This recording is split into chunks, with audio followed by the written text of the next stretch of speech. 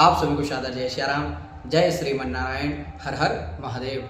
आइए आज हम जानेंगे अशौच अर्थात सूतक क्या है, सूतक के क्या क्या नियम हैं और सूतक किन को पीढ़ी अनुसार कितने दिन का लगता है, साथ ही सूतक में क्या करें क्या ना करें, क्या गुरु मंत्र का मंत्र जाप हम कर सकते हैं, अथवा किसी को यदि पता नहीं है, वह देश विदेश में है, उसे नहीं पता कि हमारे घर परिवार में सूतक है, तो क्या उसे इसका दोष लगेगा, साथ ही सपिंडन क्यों आवश्यक है, इन विषयों को लेकर आज की चर्चा रहेगी।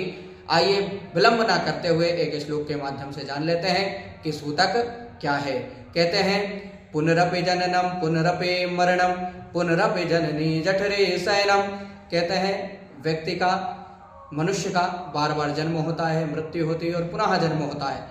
जब यह क्रिया होती है तो उस समय अशौच लगता है, जिसे कहते हैं सूतक। सूतक जो है सभी वर्णों के लिए अलग अलग है। तो आइए पुनः एक श्लोक के माध्यम से हम इसे भी जानने का प्रयास करते हैं। कहते हैं ब्राह्मणेन दशाहेना क्षत्रिये द्वादशे हने वैश्य पंचदशाहेना सूत्रम मासेन शुध्यति। अर्थात ब्राह्मण को 10 दिन का, क्षत्रियों को 12 दिन का, वैश्य को 15 दिन का तथा सूत्रों को 1 महीना का जो है सूतक, 1 महीने का सूतक उनको लगता है। लेकिन कलयुग में यह सूतक की जो सीमा है सभी के लिए 10 दिन के लिए पर्याप्त है, निर्धारित है। आइए अब एक श्लोक के माध्यम से हम जानते हैं कि सूतक में पीढ़ी अनुसार किनको कितने दिन का सूतक लगता है। कहते हैं त्रिरात्रेण सकुल्यास्तु स्नात्वा शुध्यन्ते गोत्रजः चतुर्थे 10 रात्रां स्यात् सन्निशा पुंसि पंचमे षष्ठे चतुरः प्रोक्तम् सप्तमे च दिनत्रयम् अष्टमे दिनमेकं तु नवमे प्रहरद्वयम् दशमे स्नानमात्रं हि मृतकं जन्म सूतकम। के शास्त्र कहते हैं जिनके घर में मृत्यु हुई हो उनके गोत्रज या कुल के कोई विशेष व्यक्ति अगर हो तो उन्हें भी कम से कम 3 दिन का सूतक मानना चाहिए। बाकी जो गोत्रज हैं, जो गोत्र के हैं, वह स्नान मात्र से शुद्ध हो जाते हैं। आइए अब हम बात करते हैं पीढ़ी अनुसार किसको कितना सूतक लगता है।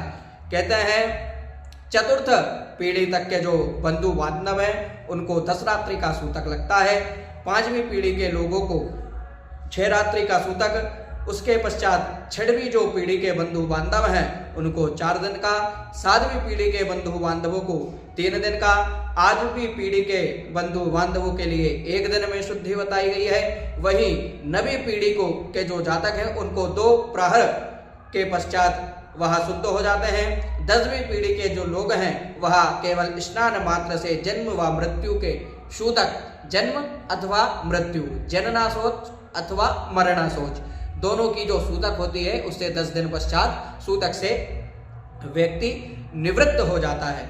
अब यदि कोई व्यक्ति विदेश में है या बाहर गया है, उसे नहीं पता कि हमारे परिवार में जन्म अथवा किसी की मृत्यु हो चुकी है, तो उसे किसी प्रकार का सूतक नहीं लगेगा। लेकिन उसे जब पता चल जावे तब वह इसका पूर्ण रूप से पालन करें। जब पता चले तब से जब तक वह सूतक रहे तब तक उस पर भी यह नियम लागू होगा और यह नियम का अगर वो पालन करता है तो उसे किसी प्रकार का कोई दोष नहीं लगता।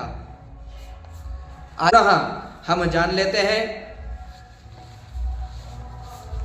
कि विवाह के पश्चात अर्थात जब कन्या का कन्यादान हो जाता है उसके पश्चात जब किसी के घर में जन्नाशोच अथवा मरणाशोच हो जावे तो क्या कन्या एवं वर पक्ष दोनों का सूतक लगेगा? तो ऐसा नहीं है। यदि वर के घर किसी प्रकार का कोई सूतक होता है तो वह केवल वर के परिवार के लिए और उस कन्या के लिए मान्य है जो उस वर की धर्मपत्नी है। बाकी कन्या के पक्ष अर्थात कन्या का जो मायका है उसे सूतक मान्य नहीं होगा। ऐसे ही यदि कन्या के परिवार में कोई शांत हो जाता है तो उसका दोष उस कन्या को नहीं लगेगा, क्योंकि उसका जो गोत्र है वह दान हो चुका है।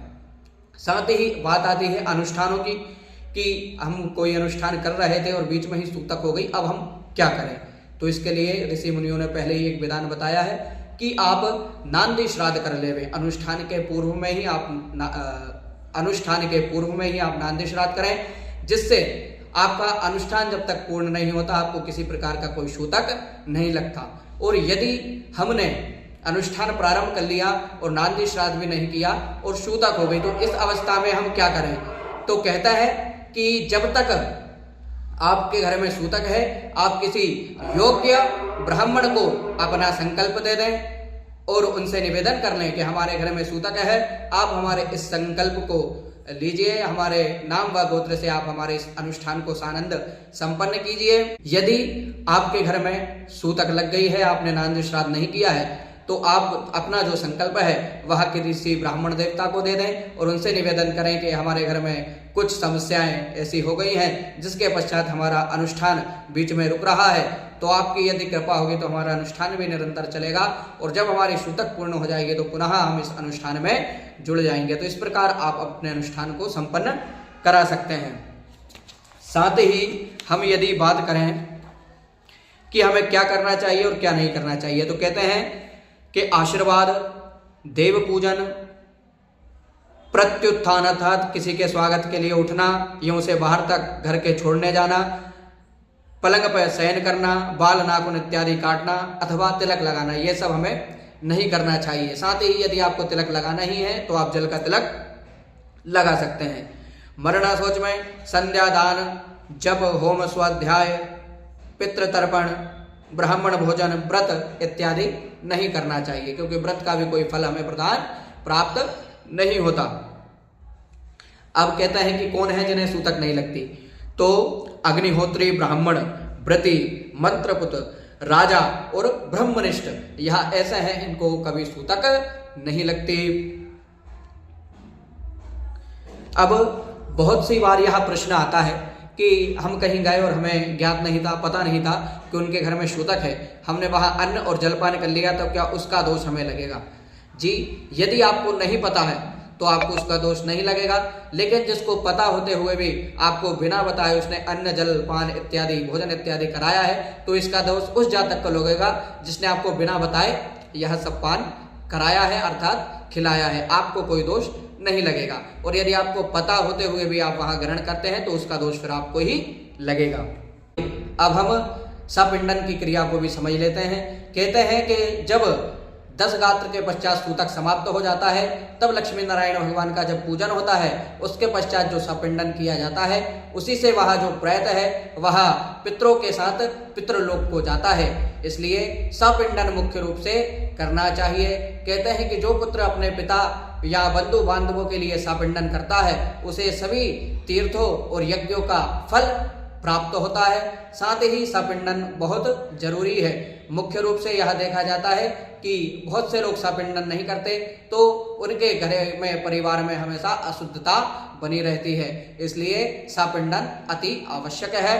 पूजन के पश्चात 10 गात्र के पश्चात लक्ष्मी नारायण भगवान का पूजन होता है, उसके पश्चात सपिंडन होता है, तब वह प्रेत अपने पितरों के साथ पितृलोक को चला जाता है।